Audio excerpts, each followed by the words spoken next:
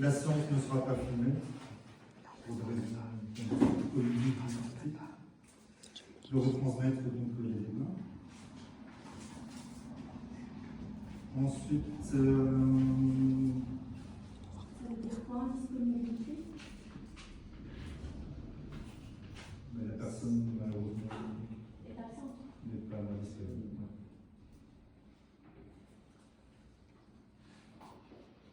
Et alors ensuite, on va voter pour l'inscription d'un point d'urgence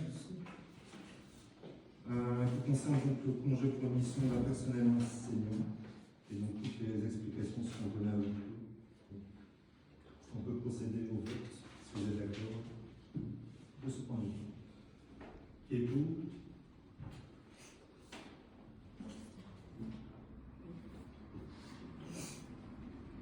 Qui est contre? Les abstentions? 6.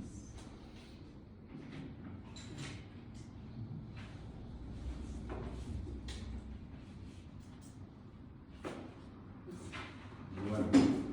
Donc, nous allons passer donc aux informations diverses. Monsieur. Oui, merci. D'abord une communication, puisqu'une réunion s'est tenue la semaine dernière concernant les travaux qui vont se dérouler sur la 507. Une réunion organisée pour les riverains concernés, on a expliqué un peu le déroulement. On a naturellement fait le relais sur la page Facebook.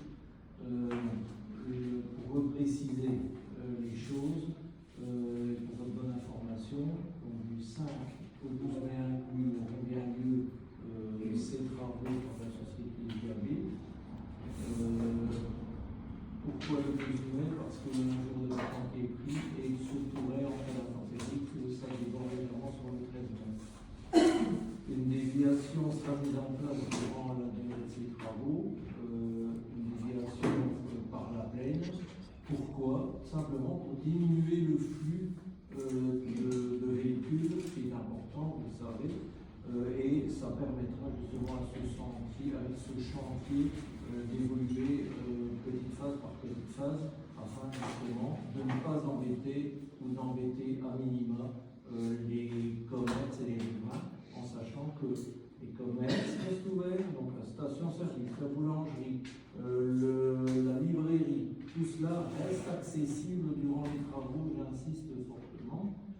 Et donc, voilà, ces travaux se dérouleront après le temps jusqu'au 23. Et ensuite, du 23 au 25 mai inclus, ce sera le rond-point lui-même qui sera réfectionné.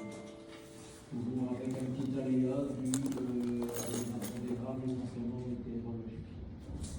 Voilà pour votre bonne information. Ensuite, seconde communication, donc en huis clos, il y aura une communication pour les mouvements du personnel du comité.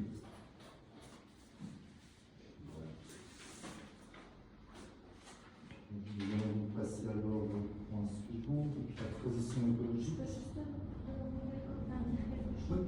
Est-ce qu'on a vu au fait par votre presse qu'une Mauvaise était devenue championne de Belgique par rapport à l'aviron? Et donc ce serait peut-être bien de la mettre à l'honneur. C'était pour proposer au collège si on pouvait la mettre à l'honneur. Le collège est informé. Justement, par rapport à ça, c'est pris en compte pour les futurs mérites sportifs qui auront lieu en 2025. Et la formation déjà prise en compte. 26, pardon. Voilà, ce serait quand même pas mal de la mettre à l'honneur parce que c'est évident, je pense. Voilà. Merci.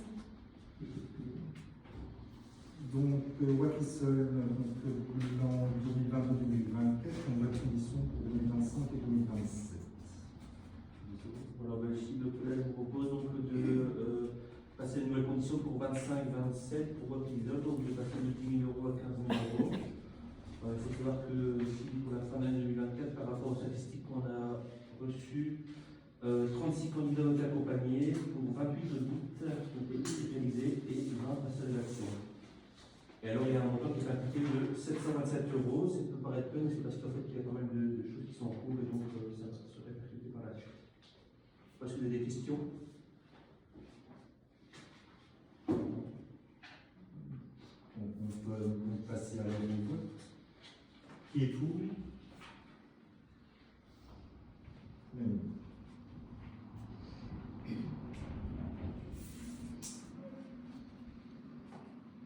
Ensuite, le point suivant pour la personne handicapée, une proposition de candidature pour le renouvellement de la commission. Oui, donc on vous propose de voter pour les candidatures qu'on a fait rentrer, sachant que selon l'article 9 du ROI, donc les conseillers communaux peuvent participer en tant qu'invités aux séances de la commission et qu'à chaque fois on verra que la copie de la convocation sera envoyée au chef de groupe des différents partis représentés ici au sein du conseil communal pour que chaque conseiller communal puisse participer en tant qu'invité à cette commission. Vous avez des questions? Moi, je m'interroge en fait parce que effectivement, il y a le ROI qui précise dans son article 9 donc, que les conseillers communaux sont invités, mais vous avez écarté donc la candidature d'une conseillère communale de notre groupe. Sur quelle base du ROI?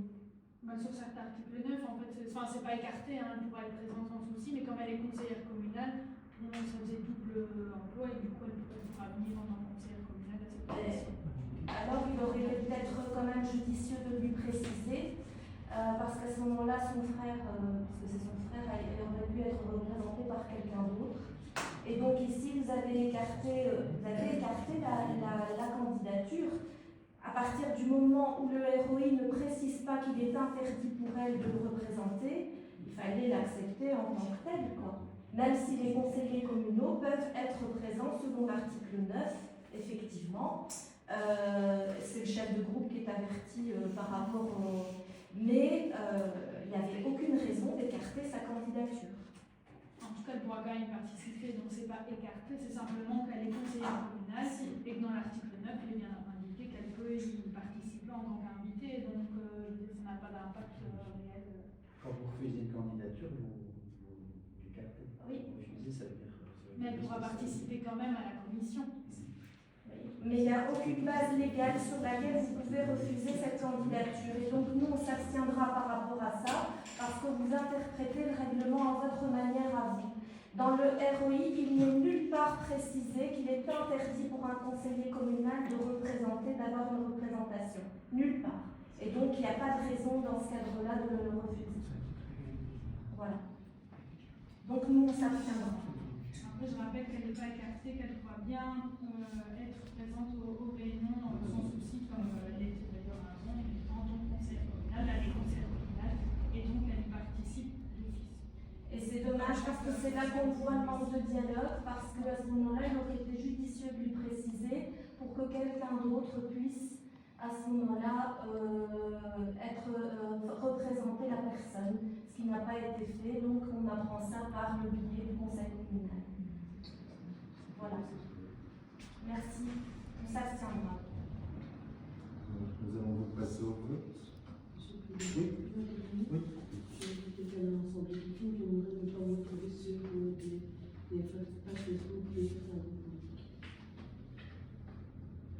Donc merci.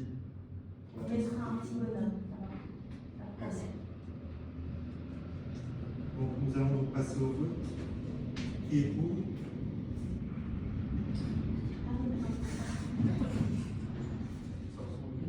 Qui est contre? Abstention.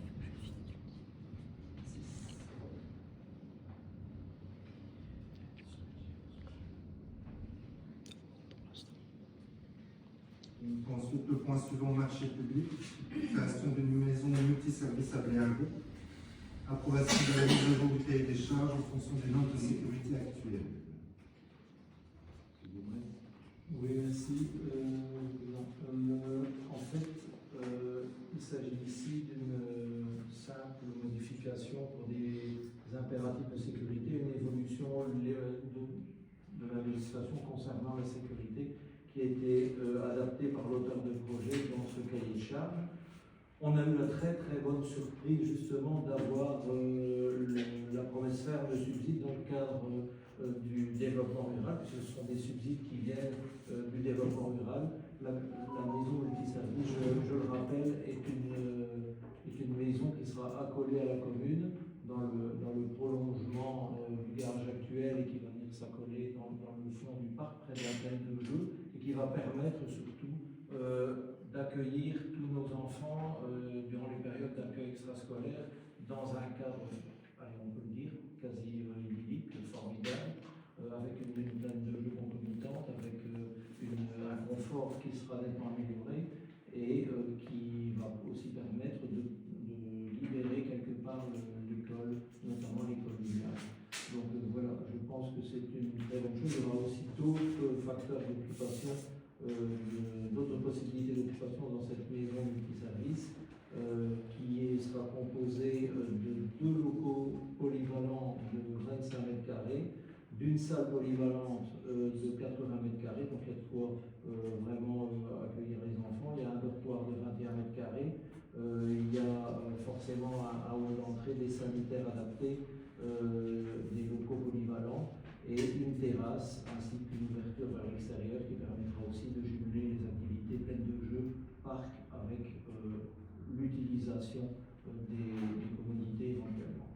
Alors, en ce qui concerne le coût, et c'est là que je pense qu'il est important de se rendre compte, c'est que cette maison coûtera, en tout cas il est prévu qu'elle coûte, puisqu'on va seulement lancer les adjudications, elle a un coût prévu de 885 000 €, en sachant que nous allons recevoir 575 000 €.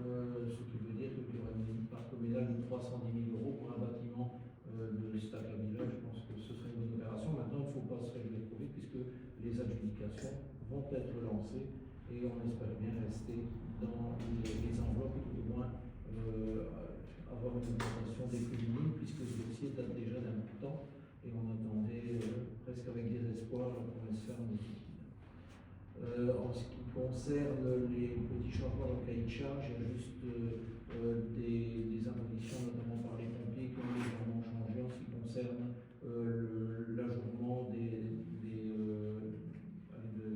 murs en bois, enfin en tout cas des parements en bois, qui ne peuvent plus être ajourés, ainsi que quelques petits changements dans les quantités, des quantités du cahier de charge global, donc c'est très technique, mais je pense qu'il est bon de repasser ces petites modifications du cahier de charge ici aujourd'hui pour qu'on puisse lancer au plus vite les adjudications. Si vous avez des questions, je suis. Oui.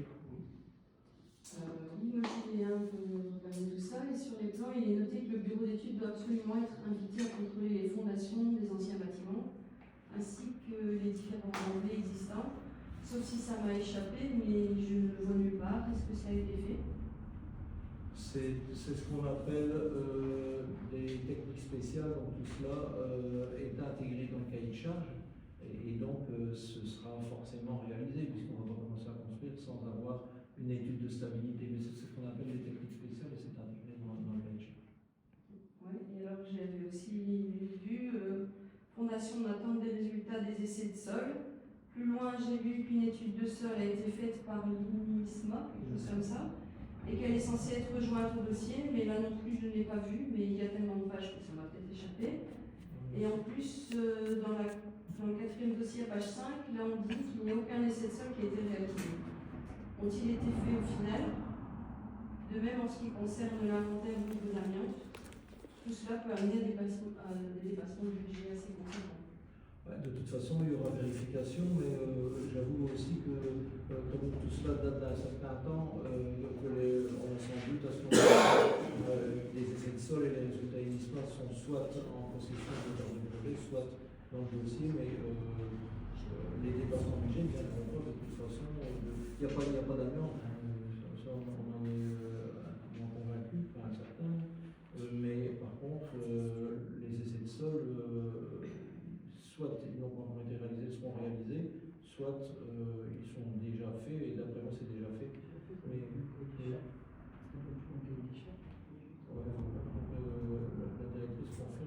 que ces essais sont joints au cahier de charge, donc normalement, même s'ils n'ont pas été joints, ils sont peut-être dans les quelques centaines de pages,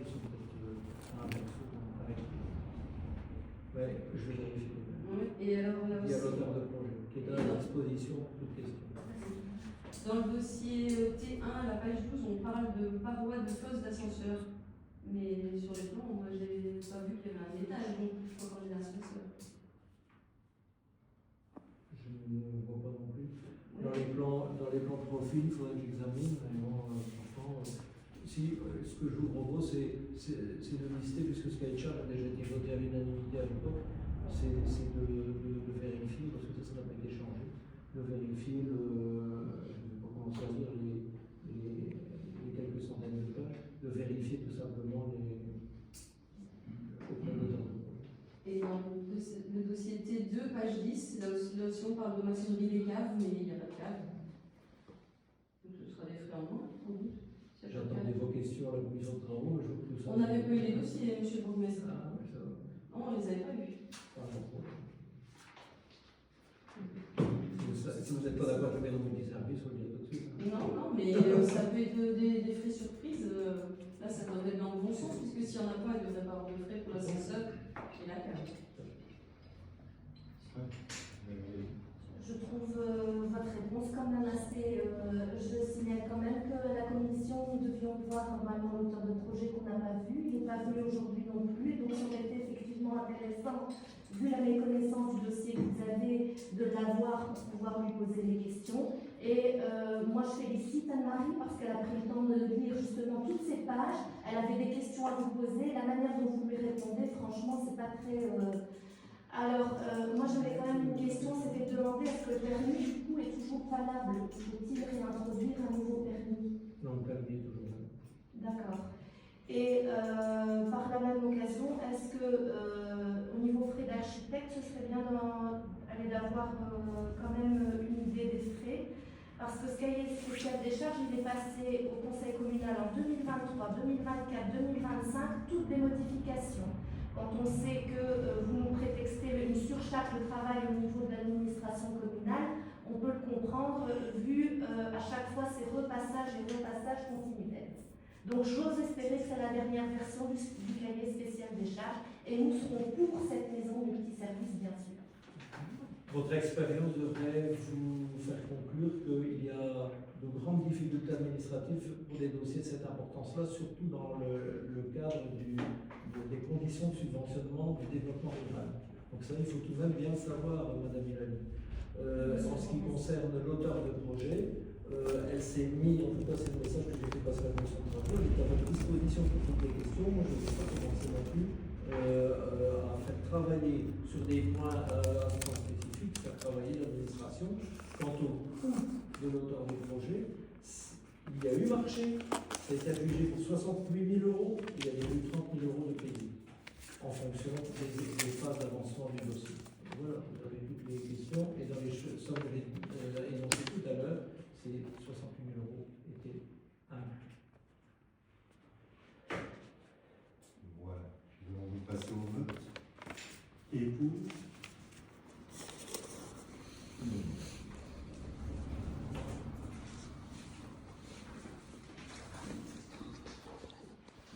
Ensuite, point suivant, donc, Société de logement du Haut-Escaut, une désignation des représentants communaux au sein du conseil d'administration. Dans les délais requis qui étaient présents dans la convocation, j'ai reçu 3 candidatures venant approuvées par la hiérarchie des groupes politiques. Donc la première candidature est M. Daniel Randeuse qui a été approuvé par la hiérarchie pour vous désengager. La deuxième candidature est celle de M. Nicolas Barroso approuvée par la hiérarchie du LR. Et la troisième candidature est celle de M. Philippe Vinquier pour représenter et approuver le PS. Moi, j'ai justifié notre vote qui sera contre cette représentation. Pourquoi? Parce qu'elle n'est pas légale. Les autres communes ont déjà voté par rapport à ça. Il y a un représentant du LR au sein de la société de logement du Haut-Escaut et à Antoine, ils ont voté déjà une représentation à ce niveau-là. Donc si vous en mettez un deuxième, ça fait 2 représentants LR. Or, le LR n'a le droit qu'un seul représentant, ça pose problème. Donc nous voterons contre cette représentation parce qu'on ne va pas aller à l'encontre des répartitions qui ont été effectuées. Président, en tout cas, je ne sais pas ce qui s'est passé en plein parce que je ne me mets pas dans le point. En tout cas, moi, j'ai l'aval du MR et de son président pour la désignation qui est présentée chez nous. C'est vrai que c'est une histoire qui est au niveau du parti, mais donc nous ne voterons pas la répartition. Nous avons décidé au sein de notre des listes citoyennes comment ça se passerait et voilà. Mais en tout cas au niveau d'ici, ça nous pose quand même un problème d'avoir 2 représentants qui sont désignés. En tout cas, moi, le président du MR m'a donné l'autorisation de la présentation de la candidature de M. Nicolas Barizot. Je suppose qu'il n'y a pas eu de papier sans place.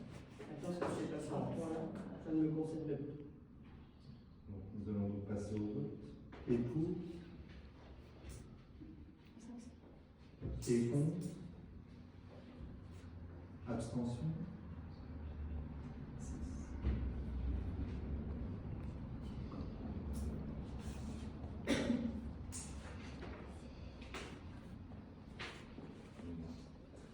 Suivant concernant l'enseignement, emploi vacant prioritaire ouvert à la nomination, emploi non vacant ouvert aux priorités. Donc, comme vous avez pu le voir dans les pièces, en emploi vacant prioritaire ouvert à la nomination, il y a 19 périodes d'institutrice maternelle immersion néerlandais, 12 périodes de seconde langue moderne néerlandais, 4 périodes de seconde langue moderne anglais, 12 périodes d'institutrice primaire en immersion néerlandaise. En ce qui concerne les emplois non vacants ouverts aux prioritaires, il y a 26 périodes d'institutrice maternelle et 24 périodes d'institutrice primaire. En sachant que cette proposition de liste d'emplois vacants a été validée par les membres de la COPALOC. Oui, moi j'ai une question. J'aurais aimé savoir quels sont les membres qui ont validé à la COPALOC, parce que moi j'ai eu qu'un seul mail, je ne sais pas si c'est que celui-là ou il y en a eu d'autres. En tout cas, il y en a eu d'autres, puisque nous avons été tous mis en copie, vous comme moi, puisque je ne reçois pas ces mails que vous. Il y en a eu d'autres et... Moi j'en ai eu une, désolée. Ben, en tout cas, vous étiez dans la liste mail des autres. Ah oui, j'ai eu qu'une seule validation, et qui était hors délai. Il y en a eu plusieurs. Ah. Mais je ne vais pas dire les mots ici. Parce que... Ce serait bien peut-être de nous les communiquer. En tant que membre de la COPALOC, vous pouvez les avoir, mais pas pas tous les autres conseillers. Si, c'est parce à que... vous à faire transmettre à vos conseillers ce que vous recevez de la COPALOC. Tout comme les autres à la RCA, à tout parti. Tout le monde ne reçoit pas tous les documents, sinon on fait plus de conseil. On fait un conseil communal avec tout le monde. Oui, mais sauf que la délibération précise bien donc selon les avis favorables de la COPALOC et donc les conseillers communaux ont le droit de les réclamer et de les avoir également. Mais j'aurais juste aimé savoir s'il y en avait d'autres, parce que je sais qu'il y en a eu un, ça je suis sûre, mais je n'y Et en tant que membre, si vous ne les avez pas eu, vous les recevrez. Mais je vous rappelle que vous avez validé, vous comme tous les membres de la COPALOC, que sans réponse de la part, vous considérez que vous avez fait votre accord. C'est pour ça qu'alors il y en a certains qui ont dit qu'on allait rediscuter de ce ROI parce que recevoir ça le jeudi après-midi, valider ça pour le vendredi matin alors qu'on n'a pas les documents adéquats et en plus nous dire oui mais vous ne donnez pas votre avis donc du coup c'est validé. Moi j'ai pas validé du tout. J'ai même pas non. Valider pour moi c'est valider, envoyer un mail et vous dire qu'on a validé. Et donc dans les temps, il n'y a personne qui a validé, il y a une personne qui a validé hors timing. C'est tout. Voilà. Quand vous demandez une manière correcte de monsieur Waquier à parler à madame Morty, je vous invite à me parler correctement aussi. Mais je ne vous ai pas parlé correctement. Madame Delcroix, vous me laissez donner ma réponse. Donc je vous rappelle que lors de la COPALOC, vous avez dit OK de fonctionner comme ça. Mais c'est pas grave, on est grave sur la table de la COPALOC. Madame, c'est pas grave. Quand il n'y a pas le cinéma et qu'on vous filme, vous ne faites pas des grands airs comme ça, vous étiez OK avec la manière de fonctionner, et puis maintenant, parce qu'il y a des petits qui travaillent autrement. Mais oui, on était d'accord, parce que nous pensions que les choses se faisaient correctement. Vous avez reçu des mails même des syndicats qui ont dit on revoit la chose, je veux que ce soit remis sur la table de la copalogue. Donc c'est que ça ne fonctionne pas correctement. Donc, Et que donc on va rediscuter de ça. C'est Madame tout, Hilali, madame. vous mettez des micros ici ou quoi? Voilà. Donc, Donc nous voterons pour. à un moment donné, vous laissez aussi donner des explications à vos mensonges. Certaines personnes, certains membres ont répondu. Certaines personnes se sont plaintes effectivement des délais parce que légalement, avant d'envoyer les pièces du conseil communal, il faut les attendre. Vous êtes la première. Il faut tous les documents. Vous êtes la première à le dire. Et nous respectons ce que nous devons faire. Mais donc arrêtez de vous plaindre quand il y a du public. C'est très sympa. Tout à fait. Donc, et deuxième question que j'avais, parce que je vois qu'il y a 19 périodes en immersion néerlandaise, un site maternel. Donc ça veut dire que la directrice, c'était un temps plein, je ne me souviens plus. Non, elle n'était pas à temps plein. Ben, c'est celle L'ancienne directrice. Oui. Oui. Elle n'était pas désignée directrice à temps plein. Il y avait une partie d'elle qui lui était donnée. Et donc on décide quand même donc de mettre 19 périodes, elles sont quand même mises en emploi vacant. Ça m'a interpellée. Voilà. Je posais la question. Donc ce sera OK pour vous. Voilà. Donc, on va passer au vote. Qui est pour?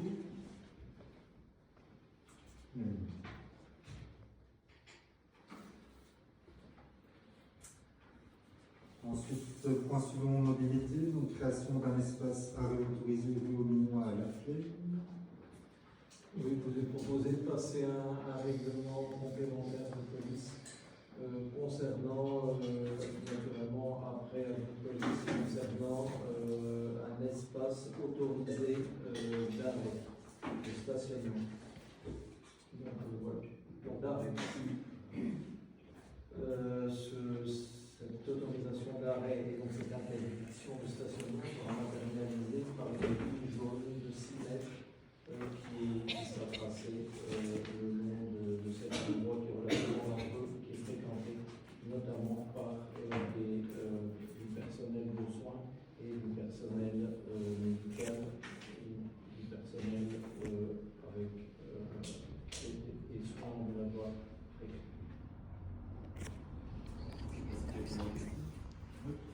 Oui, j'ai vu dans un document, mais je ne le retrouve plus là comme ça,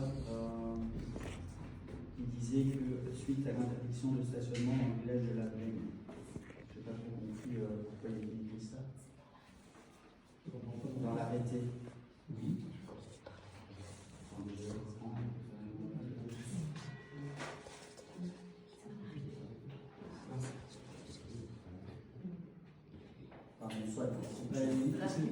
Oui, c'est l'article 1, c'est interdit à la plaine, puis il y a l'adresse qui est donnée, rue au Minois, côté fer, sur la distance de 6 mètres.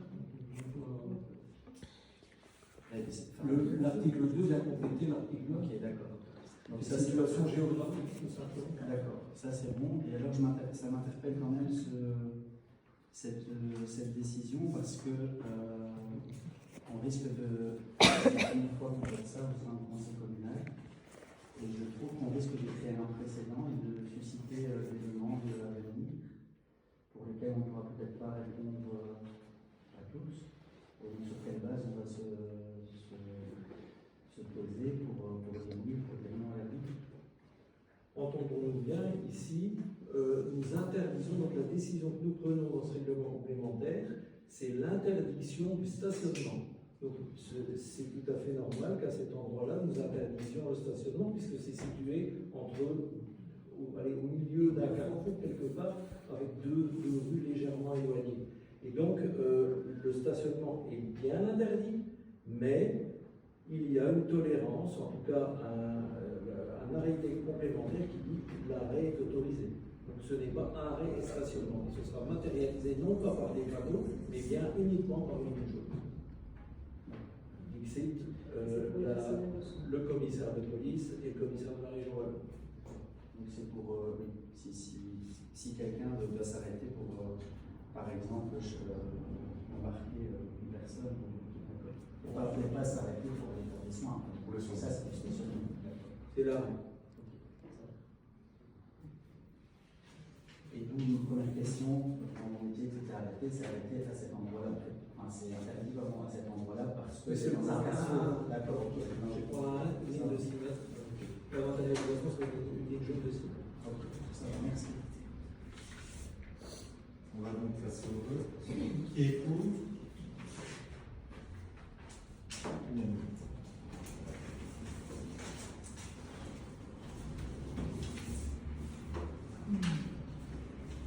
Voilà, donc, point suivant, donc, nous allons passer aux questions.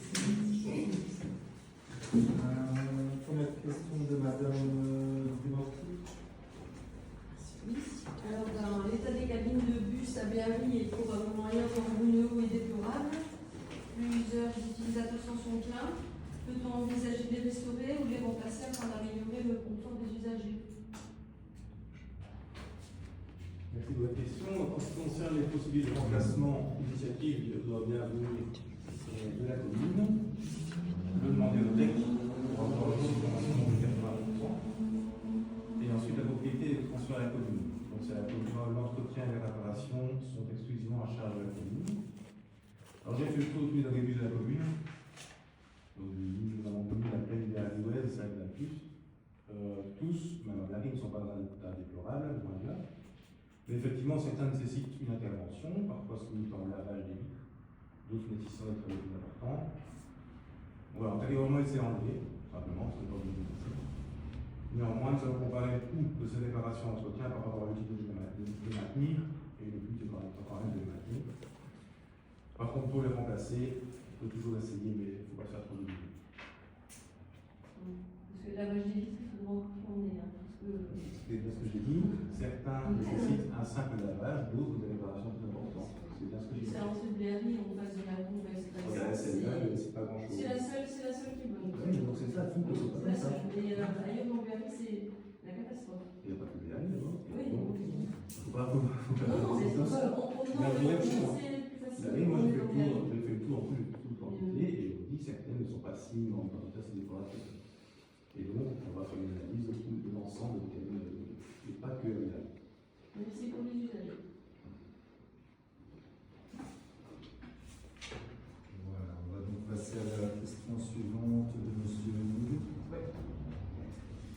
Quand pensez-vous pouvoir remettre les PV sur le site qui ne sont toujours pas mis à jour malgré nos interventions? Les PV sont sur le site. Ah, ils sont.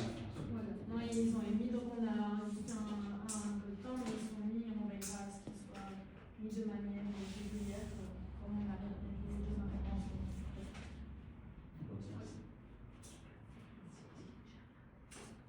Question suivante.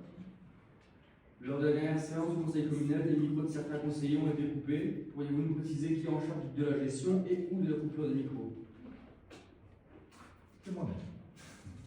Donc, quand on reprend donc le ROI, justement, au point 32, donc si on relit le point 32, si je retrouve, donc le président peut intervenir de façon préventive en accordant la parole ou en la retirant aux membres du conseil communal qui persistent à s'écarter du sujet de l'ordre du jour. Sur certaines vidéos, il n'y a pas d'écartement de sujet. Écartement de sujet ou de temps également. Oui, bien sûr. Parce que là, c'est dans l'article 77. Logiquement, Bien sûr, la règle, c'est voilà, c'est la même règle. J'essaie d'appliquer comme. Merci. Donc, question suivante de Madame Martineau. Oui. Donc, la question est: Charles Dessevaux est devenu président du parc naturel des Côtes de l'Escaut. Pouvez-vous nous dire comment a-t-il intégré le conseil d'administration? Merci pour votre question. Donc, je vais répondre à celle-ci. En fait, la valorisation a reçu un courrier le 8 février concernant le renouvellement des instances du parc, mais malheureusement, il arrivé tardivement suite à la grève de la Poste. Et donc, dans l'urgence, conformément au statut de l'ASBL, donc article 25, alinéa 3, le bureau a désigné deux membres de l'Assemblée générale pour le parc. Donc, le bureau auquel vous avez la possibilité d'intégrer une norme et une convenu. Donc, il y a un appel à candidature qui a été fait pour rejoindre le conseil d'administration à la suite de l'Assemblée générale du 13 mars. Candidature que j'ai faite pour rejoindre l'Assemblée générale. Donc, l'Assemblée générale qui a eu lieu le 13 mars où 2 de vos conseillers étaient invités mais n'étaient pas venus. Donc c'est dans ce cas que j'ai été mis dans le conseil d'administration. À la suite de ça, il y a eu un appel à candidature pour être président, chose à laquelle j'ai répondu favorablement et c'était accepté et voté.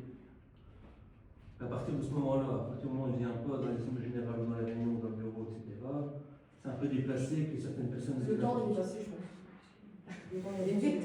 De venir, c'est un peu déplacé quand même de venir importuner le personnel du parc culturel pour des explications, pour des choses que vous parfaitement obtenues. Et si vous avez pris la peine d'être présent au moment opportun, voilà.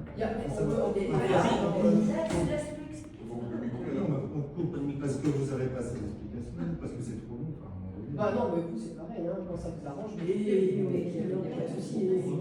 On va demander. Donc, On va mettre en merci. cause la légitimité du président, Madame Martiwa. On va mettre en cause la légitimité du président, je parle pour lui. Donc dorénavant, d'accord, on va chronométrer à chaque fois. On va mettre un grand chronomètre. Savoir qu'on fait ou on ne fait pas. Pour la prochaine fois, Décider de faire ou de ne pas le faire. la prochaine fois, ce sera la prochaine. Merci d'avoir répondu à ma simple question par le texte. Question suivante.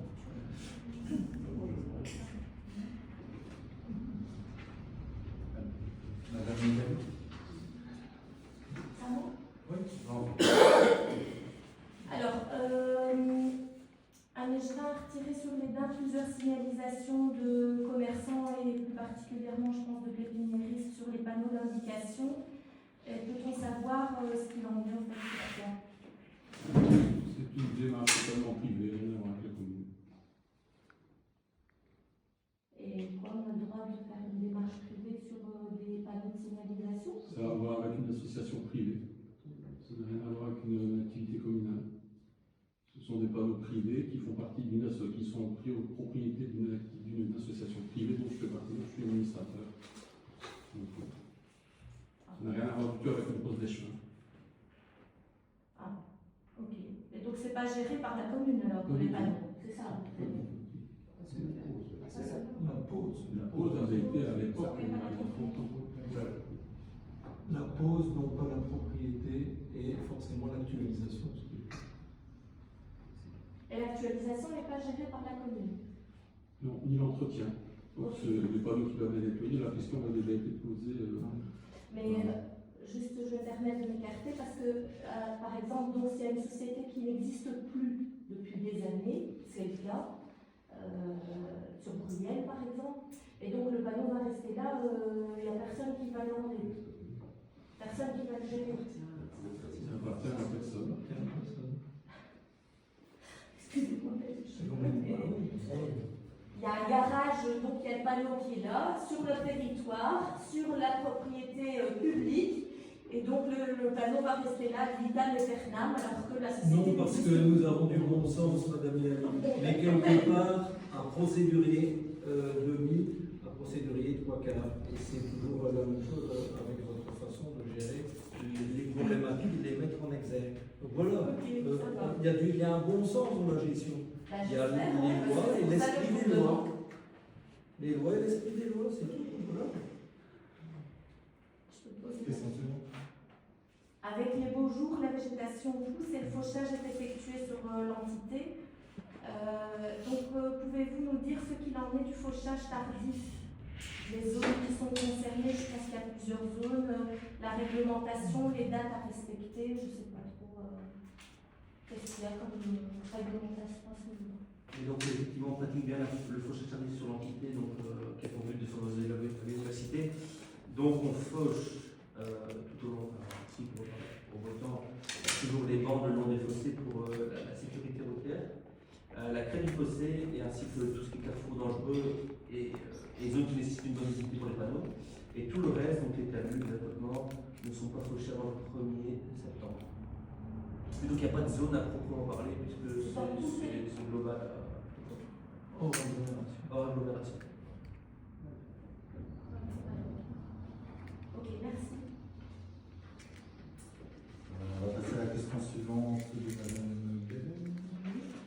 Alors moi j'ai été interpellée par une dame de Ouest qui se demande pourquoi le miroir qui était installé au carrefour de Ouest à l'intersection avec la rue Emmanuel et qui donnaient sur la rue du Massinal et la rue du Chauchois ont tous été retirés.